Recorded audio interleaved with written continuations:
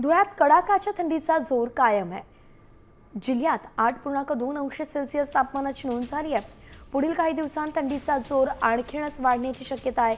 हवामान विभागातर्फे वर्तवण्यात हा अंदाज आलेला आहे। त्यामुळे आता या वाढत्या थंडीचा परिणाम सकाळी शाळेत जाणाऱ्या विद्यार्थ्यांवरती होऊ नये यासाठी अर्धा तास उशिरा शाळा भरवण्यात यावी अशी मागणी पालकांनी केली आहे।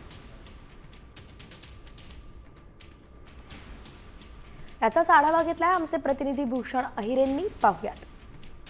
धुळ्यामध्ये गेल्या काही दिवसांपासून हाडगोठवणारी थंडी धुळेकर अनुभवत आहेत। आपण जर बघितलं तर याचा सगळ्यात जास्त परिणाम हा सकाळी शाळेमध्ये जाणाऱ्या चिमुकल्यांवरती होत आहे। आपण जर बघितलं तर सकाळी सकाळी या कडाक्याच्या थंडीमध्ये या चिमुकल्यांना शाळेमध्ये पहाटे पोहोचावं लागत आहे आणि सकाळी सकाळी शाळेमध्ये जाताना या चिमुकल्यांना मोठ्या प्रमाणात हुडहुडी देखील भरत असल्याचे दिसून येत आहे।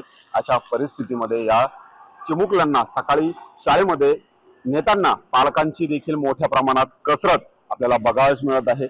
सकाळी सकाळी या थंडीमुळे एक चिमुकले शाळेमध्ये जाण्यासाठी नकार देखील देत आहेत, परंतु अशा परिस्थितीमध्ये शाळा प्रशासनातर्फे आता ही शाळा सकाळी भरवली जात असल्यामुळे नाविलाजास्तव या चिमुकल्यांना पालकांना मोठी कसरत करत त्यांना शाळेपर्यंत पोहोचावं लागत आहे। या चिमुकल्यांना या हाडगोठवणाऱ्या थंडीचा मोठा सामना देखील करावा लागत असल्याचे दिसून येत आहे। धुळ्यावरून भूषण अहिरे, साम टीव्ही न्यूज।